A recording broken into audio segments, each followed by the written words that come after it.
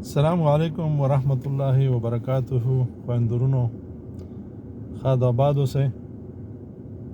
زه تل وایم چې خپل تجربې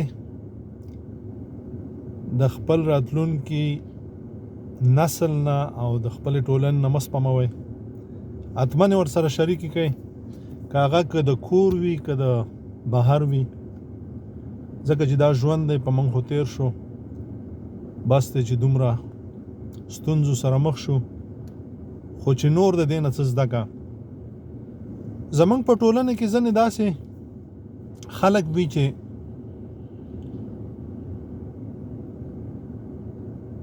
په لباس، په کواره،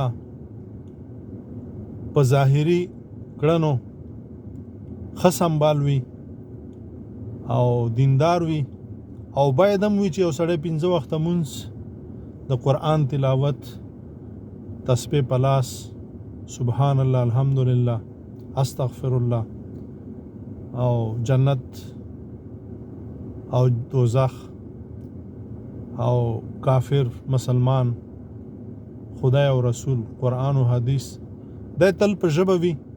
نو همدغه پیژنګلو د خو مسلمانانو ډیر درانه وي په ټولنه کې، خلک ورته ډیر قدر لري. خو په داسې کړنو باندې دوی سپک شي، او دا انسان چې کله سپک شي د چا په نظرو کې دته په خپله نه معلومیږي، او ځنې خو داسې وي که معلوم هم شي ځان تیر راوړي، هېڅ په کیسې کې نه وي. ډیر قدرمن وي، ډیر د خلکو زړونو ته نږدې وي، خو داسې کړنې ترنه وشي چې د غلو، د غاصبینو، د حرامخورو، د درواغجنو، د ظالمانو ملاتړ ترې وشي، نو ډیر خلک واټن ورنه اختیار کړي.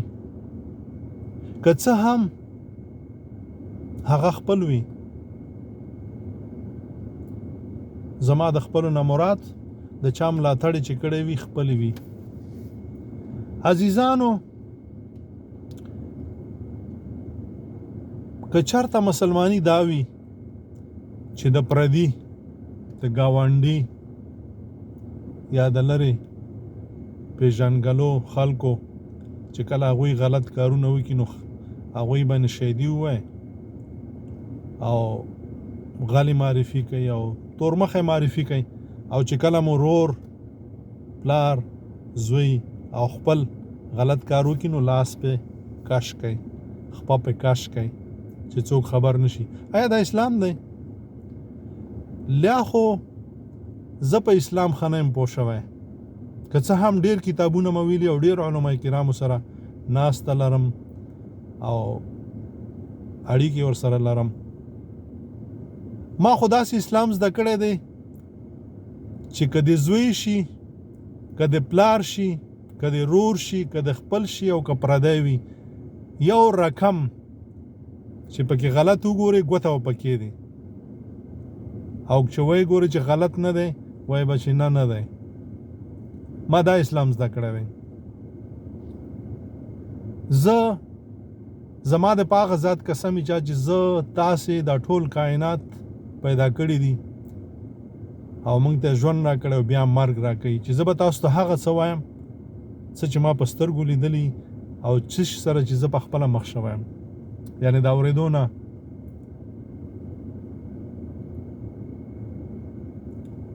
په ما داسې کارونه وشول، په تجارت کې نه دي شوي، په معاملې کې نه دي شوي، په کومک کې شوي، په مرستې کې شوي چې زه خیر دی، او سزا یې دا وه چې د قانون خلاف و، یعنی د دنیا د نړیوالو د کوم هیواد کې چې زه پاتې کېدم د هغې خلاف کار مې کړی او مرسته مې کړې وه.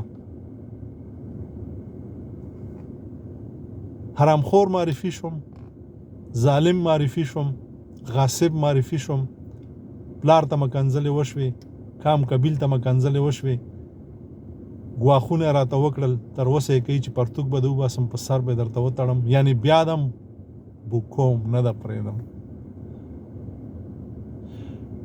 نو زه چې تل دا خبره کوم چې خپل تجربې د خپل راتلونکي سره او د خپل ټولنې سره شریکي کړئ، دا ګټه لري. هیڅ وخت په هیڅ څه بریک مه نیسئ، که هغه خپل وي که پردی وي.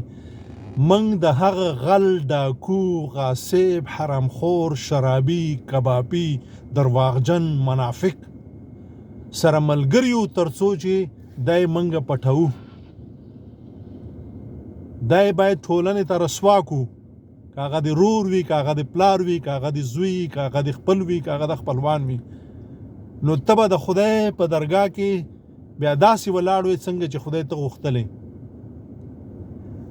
زه، ته او نړیوال څه به درواغ وایي، څه به رښتیا، لیکن خدای په هغه څه قادر دی څه چې موږ کوو.